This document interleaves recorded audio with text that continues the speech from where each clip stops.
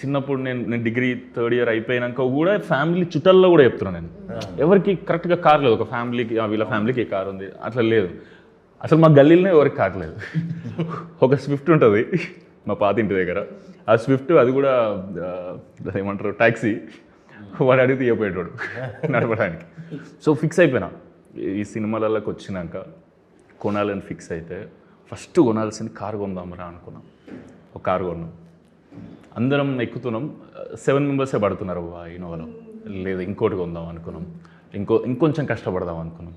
So ఇంకో car కొన్నాం. అట్లా అట్లా అట్లా నాకు 6 రోజులకి ఒక 6 కార్లు పడుతున్నారండి కారులో. అది కొనుక్కో, పెద్దది ఒకటి ఉంటుంది అదే సినిమాలో కూడా ఉంటుంది పెద్ద కారు ఒకటి.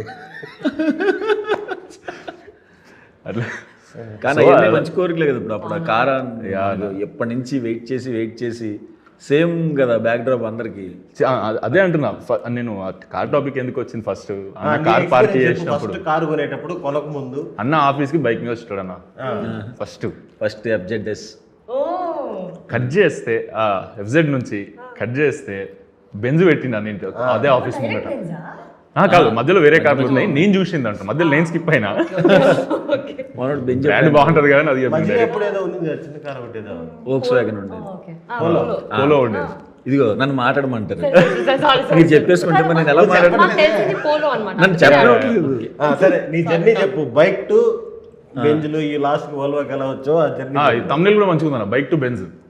బైక్ టు నువ్వు చెప్పనా. FZS 2014-15 టైంలో మన చాయ్ బిస్కెట్ అప్పుడు FZ వాడేవాడిని.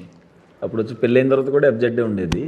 మజిలీ డియర్ కామ్రేడ్ పడిన తర్వాత స్టార్ట్ అయింది కదా, అప్పుడు Volkswagen కొన్నాను, Volkswagen పోలో.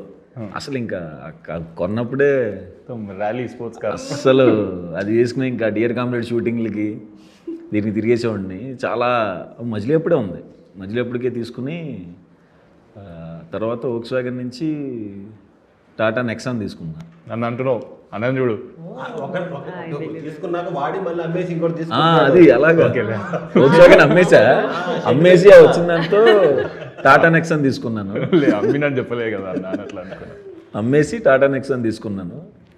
అది అయిపోయి ఇంకా కలర్ ఫోటో కూడా దాంట్లోనే వెళ్ళి అందరం మీ బ్యాచ్ లాగే మా సందీప్ వేడల బ్యాచ్ అందరూ అంత పెద్ద బ్యాచ్ కాదు కాబట్టి నెక్సాన్లో తిరిగి అది అమ్మిన తర్వాత కలర్ ఫోటో రిలీజ్ అయిన తర్వాత ఎప్పటి నుంచో కలగంటూ చిన్న బెంజ్ ఒకటి కొన్నాను.